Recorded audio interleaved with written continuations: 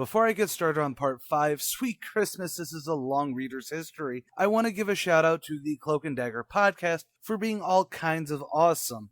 And if you're interested in Cloak and Dagger because of the freeform show, then I suggest popping over to their channel, link is in the description, and hear some of their insights on the whole franchise, property, whatever you want to call it. Obviously, some of the comics are included there. And I also want to say sorry for the long hiatus on this reader's history.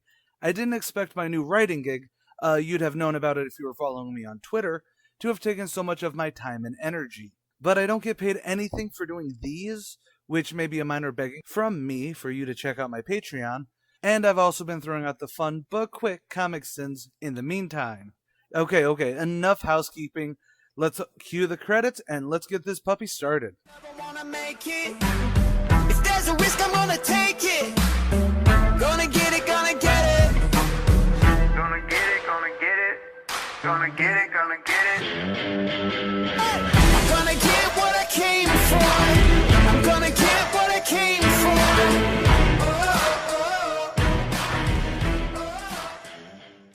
We last left off on Cloak and Dagger number 4, with that Secret Wars 2 tie-in, proving that drugs are bad, even for cosmic entities. Of course, that interrupted a storyline that absolutely may have made my last video me ranting about poor character direction more than anything else, but hey, it's a new day, so let's get cracking. Cloak and Dagger have a sweet guest spot in Power Pack number 19, where Katie Powers invites them, as well as other sad, lonely people she knows, to Thanksgiving dinner. It's truly a touching moment, though it plays more on who Katie Powers is, rather than Cloak and Dagger.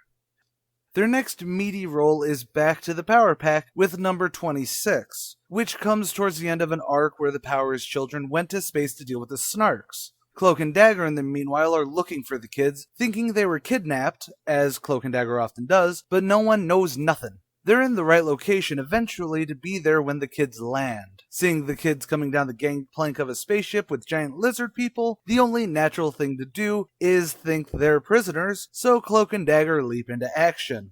After a grueling battle that takes way too long for anyone to listen to the kids, Cloak and Dagger relent. They return the kids home, and the Powers family finally gets reunited with their kids. It's touching and really moves the Power Pack forward, as well as their latest recruit Tattletale, who's Franklin Richard, and believe me, he has his own issues with his parents that is solved a bit later. Again, Cloak and Dagger seem to just be there as tools to move the story forward, but it really does continue to push what Cloak and Dagger means as characters in the Marvel Universe as a whole, even if their solo work is a lot more heavy and does contrast with how everyone sees them. Speaking of which, we're back at their solo series with Volume 2, Issue 5. They teleport into a bar looking for information, which as always leads to everyone shooting at them, which they easily neutralize everyone except for one man who's hiding behind the bar. Cloak absorbs him and we get a spectacularly chilling zombie, "You killed me," before the man falls out of Cloak's darkness. He knows nothing about the drug ship they've been looking for, the Santa Angela. Go watch my last reader's history on where that left off. But he does know that the cop who's been asking about it is going to be ambushed to shut her up. They leave the man and teleport to the docks to try and help. Detective Bridget O'Reilly, that rascally devil, is inside, and she finally gets the big picture that the dope is being smuggled in religious figures, a la the heroine from Lost. I wonder if that's where J.J. Abrams got the idea from. But it's too late. As soon as she finds the crates of dope, a gas chamber lowers down, trapping her and a few clean cops. The dirty cops that knew about it escaped, and they start to taunt O'Reilly before starting up the gas. Exhausting all means of escape, which is basically her just shooting the chamber a few times, Cloak and Dagger do appear and they get her out of there, but not in time. The detective is dead. Not wanting to lose a former friend, Dagger tries to resurrect her with her light powers. Of course, as per her batting average here, it doesn't work. The duos then poof off, at least trying to catch the culprits. However, Detective O'Reilly's hair begins to turn green, and her pupilless green eyes open. Outside the warehouse, Cloak and Dagger confront the dirty cops. During the shootout, though, the former detective Bridget O'Reilly comes out of the warehouse, enveloped by a green cloud. She is now Mayhem, and she goes after the dirty cops that have killed her. since the whole Beyonder fiasco made them realize they need to turn people towards the light rather than just punishing those who've turned towards the darkness. Cloak and Dagger cannot allow Mayhem to kill these cops, which then leads into a fight between basically everyone until one of the dirty cops takes Dagger as a hostage. That fails and Mayhem kills the main dirty cop, Falcone, because of course, why not, before flying off into the night, knowing where the drug-filled statues are. Meanwhile, Father Delgado receives a shipment of holy statues at his church. Dun dun dun! Issue 6 sorta changes how the last issue ended, because now Cloak, Dagger, and Mayhem are all teamed up going to deal with tracking down the statues. With Mayhem really riding the same line we were seeing Cloak deal with earlier, about how drug dealers are all scum, and Mayhem even throws one of the dealers into Cloak's darkness for their usual interrogation style, that she was so negative about before. The theme really gets hammered home with the first 3 or 4 pages because we also have Father Delgado giving a sermon taking up the first fourth of each page. The duality of both scenes playing out side by side really just works well to show that there's almost something biblical about the fact that in both cases, it's about giving into the light or being consumed by the darkness. The bigger point, though, is that the person that Mayhem threw into Cloak would not repent, so Dagger left him in there. Cloak actually has to regurgitate, for lack of a better word, him back up despite the fact that Cloak is the one who has the addiction for wanting to drain people. He needs their light. However, by the time Cloak gets his composure, Dagger and Mayhem are already gone, flipping and flying through the rooftops. However, Cloak catches up with them eventually, and if this is your first time watching these videos, maybe you'll be surprised to know that we get the standard lecture, this time from Cloak trying to be the one about not crossing the line, while Dagger is officially done because now she's on the side of Cloak and Dagger not actually being human anymore. Also, kinda perturbed that Mayhem is almost acting as a baseball bat to hammer in the point that Cloak loves Dagger in this. It just feels overly there, like she's narrating for anyone who hasn't read the issue but I think the issue comes with binge reading these, since particularly at this time, it was a solid month-to-month waiting period, so having little bits of remember this or remember that wouldn't have been really a problem so much. Anyways, what's more important than that is that they actually have this conversation across the street from the Holy Ghost Church, which is holding a festival. Mayhem notices that many of the people surrounding Father Delgado are actually capos in the family, and is ready to go down and gas them all, but Dagger talks her out of that since, hundreds of innocents are in attendance. Cloak actually has the right idea here, and they all go into the church via the back way to talk to Delgado. Well, if you've been watching these, you know that the last time our duo was with Delgado, it did not go so well, and basically we get that again here. Except the most relevant part is that the father is letting his hatred of Cloak blind him to the fact that even Dagger is saying that the men about to hand out these statues are criminals. After another Cloak absorbs Delgado into his cloak scene so Dagger can save him, because that's a drinking game by this point, Delgado finally has to believe Cloak because, well, those air quote church fathers all pull guns. Except even then, Delgado is going, could they actually be mobsters? Like, I truly wish I was as good as denial as Father Delgado here. It takes 2 pages, a shootout, and one of his parishioners being shot in the crossfire for him to go, wow, they were actually right. This issue wraps up with Mayhem slaughtering some people, and the standard, we must continue our mission, from Cloak and Dagger, leaving Delgado broken in an alleyway, wondering about what is right and what is wrong. Father Delgado infuriates me in this. He's actually been infuriating me for a while, but this is really the big point. Even when people he thought were fellow members of the church drew revolvers and aimed them at Cloak and Dagger, he was still wondering whether or not they were wrong. There's a point when it comes down to needing to repeat story beats because it's a monthly story, like dropping that Cloak loves Dagger, or even starting off with Delgado being righteously bitchy towards Cloak. But at some point, especially when it takes about 3 pages of what is generally a fast-paced part of the story, to have this blockhead moment just hurts this character. Particularly when it seems to just be Delgado's greatest hits to reintroduce him to the story proper, since he's been gone for a couple issues. As for the big twist of turning O'Reilly into Mayhem, I really like it in concept. But in practice, at least in this 2-part story that really introduces the green gassy ghoul, it's not that good. On one hand, it does showcase the rage that has been shown building with the character, and her feelings that she was unable to do a lot as a cop, but now becoming a vengeful vaporous vixen means that she can do what she needs to. It's just, she ultimately really doesn't do a lot here. She actively feels like a third wheel here, with none of the major, let's go kill him, be damned the collateral damage. That only ever takes a maximum of one panel to quell. But I can almost forgive it, since she seems to be more a tool to make Dagger have more of the edge that we were seeing earlier than anything else.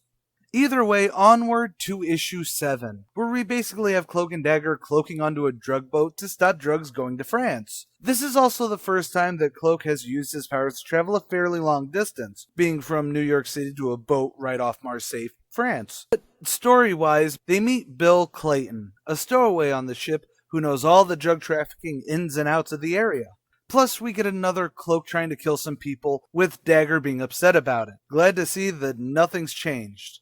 They also do actually fail in their task of stopping the drugs from being unloaded, but they decide to pause on their mission, but we'll get to that next issue. Oh, and we get 2 pages focusing on Father Delgado and Mayhem. Father Delgado meets with the church higher-ups because he's now convinced that they need to get an exorcist because Cloak and Dagger are possessed by demons. You know, I think Bill Mantlo may have let this character get off the rails a bit in his want to save the young, nubile, barely legal teen girl in skin-tight spandex.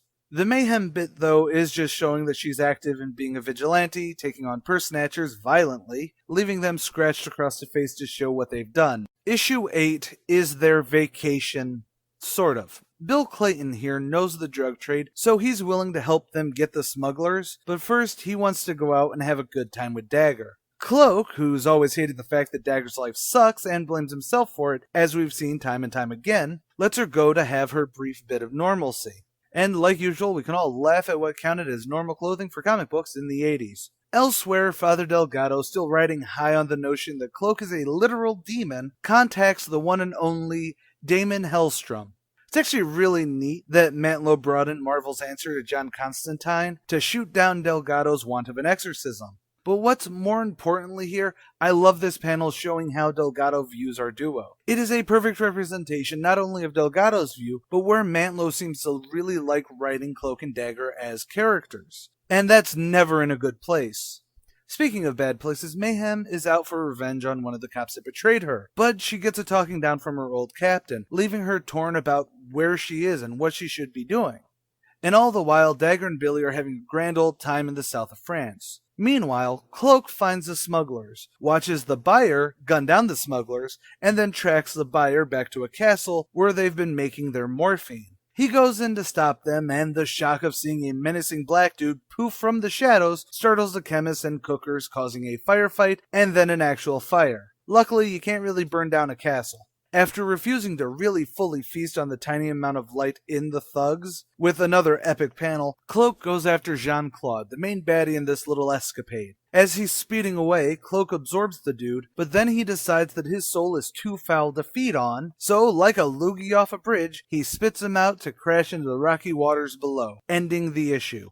Issue 9 continues the story, with Cloak becoming more and more unhinged, barely having any actual light to sate his inner monsters, while Dagger is performing at a circus. Mood whiplash or dark foreshadowing? Well, after an overly extended romp at the circus, Cloak calls her out for using her powers and having fun being a senseless thing, which at this point it kind of is, so they can have their usual fight and she can storm off, only for Cloak to come back to her later, saying all the things she wants to hear. He's sorry, and that he totally promises that after they're done taking on these specific smugglers, who are following the same route as his circus up the Autobahn, they can totally pinky promise no take-backsies, become ordinary teens. I mean, come on, is this a face that would lie? Well, with that image haunting my nightmares, we go back to New York as Father Delgado is now looking a lot more like a man who severely needs to get a hooker as he prays to God to literally banish Cloak. Mayhem shows up in the middle of this madness to seek guidance as she once had, which is a nice callback. However, she gets to hear all of Delgado's raving prayers, so she's the one who gets to call him out for being a lecherous pervert who just wants to double-click Tandy's mouse. The strangest thing is that Delgado, now feeling the truest weight of his life, prays again with all his might, And in France, Cloak is feeling something tugging at his very soul. Could it be Jesus?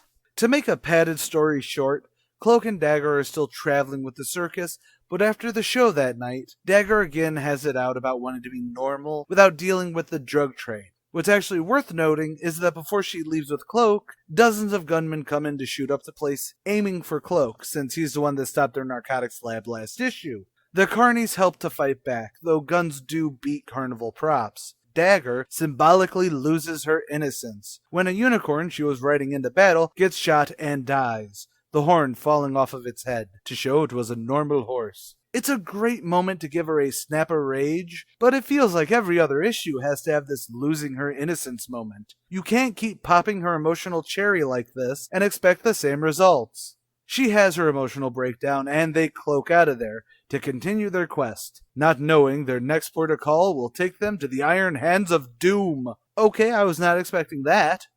Issue 10 is truly the only reason that I'm glad Volume 2 exists. It is Cloak and Dagger vs. Doom, sort of.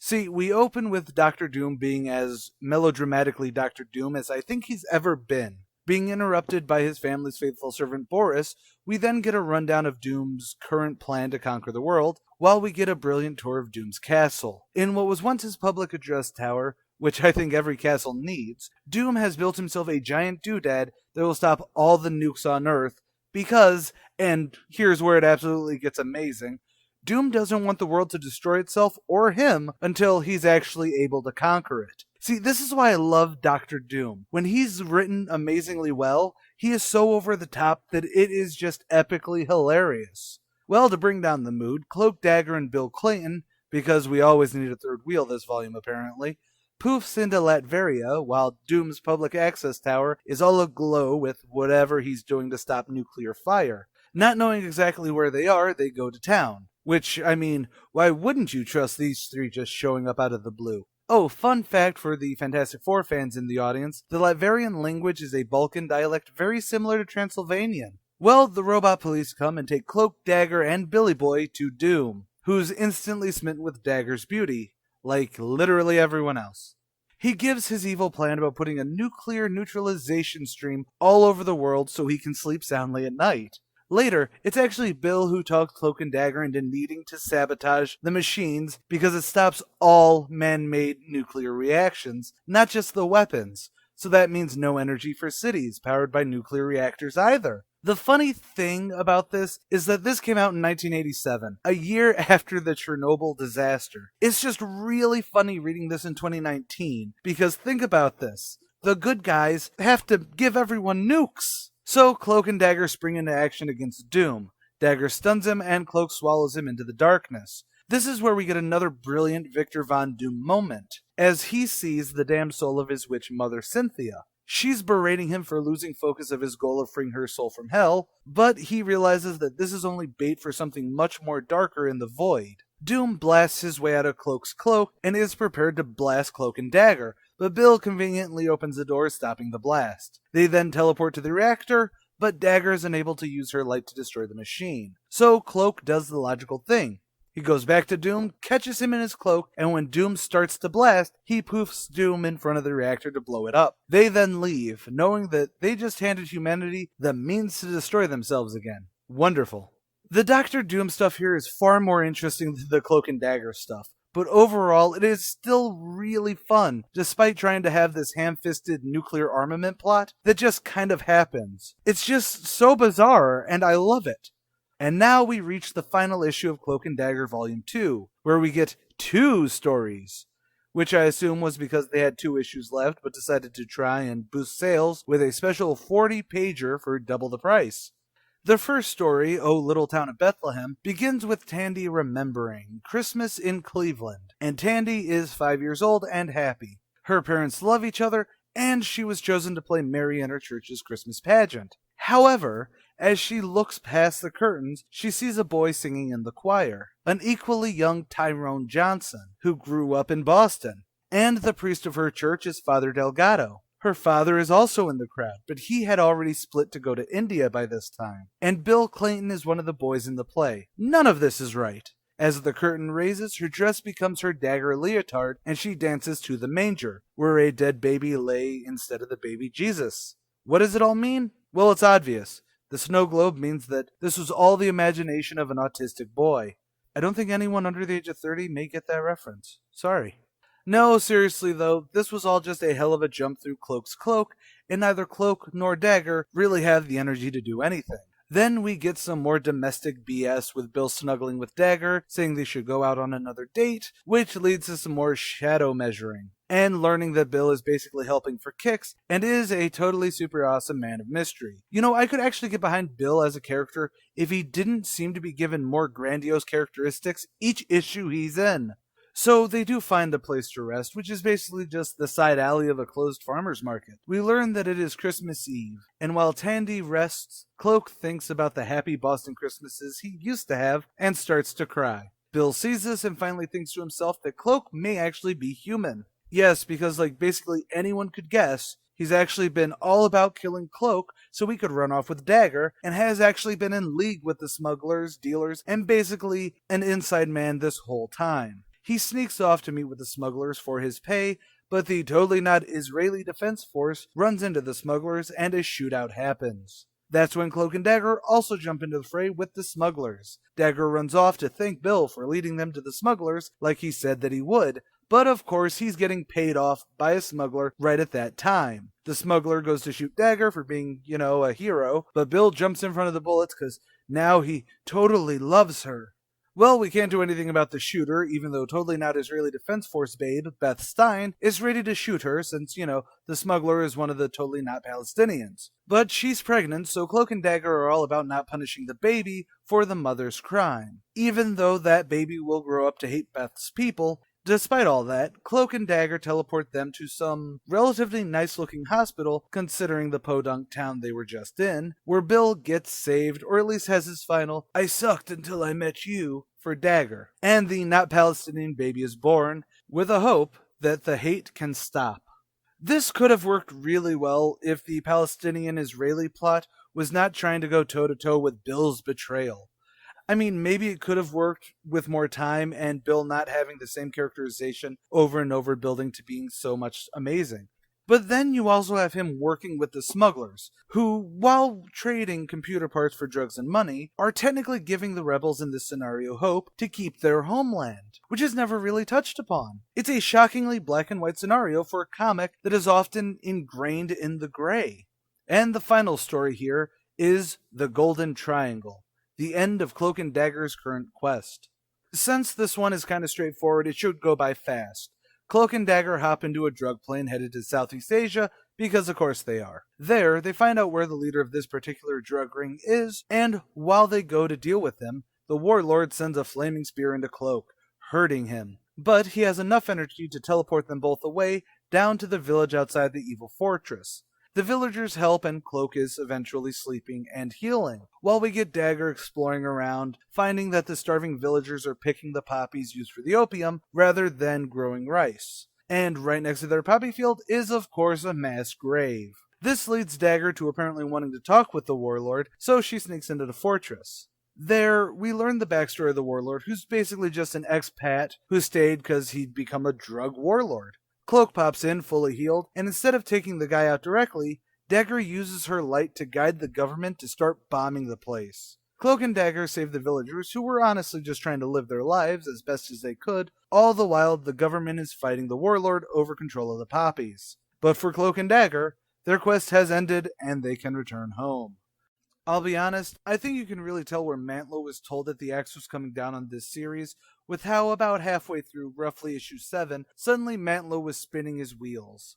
Almost like he was just working off notes, not really having the time for a future. I mean, Bill Clayton interjects himself into this plot as smoothly as a baseball bat up a ferret. Mayhem seems to have been building to being the "who am I supposed to be now?"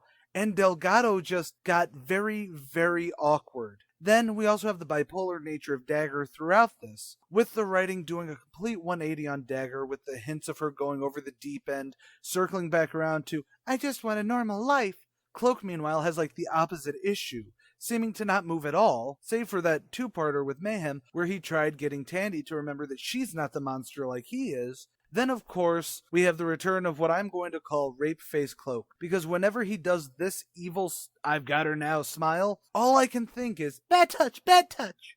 Overall, Volume 2 has glimpses of what could have really worked for the characters if expanded on. And next time, we see the continued stories with these characters in the relaunch of Strange Tales, where they run a double act with Doctor Strange.